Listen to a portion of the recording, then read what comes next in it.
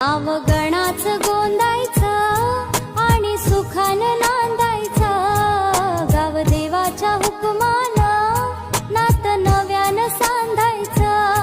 भेट दिली ही गाव देवानं, भेट दिली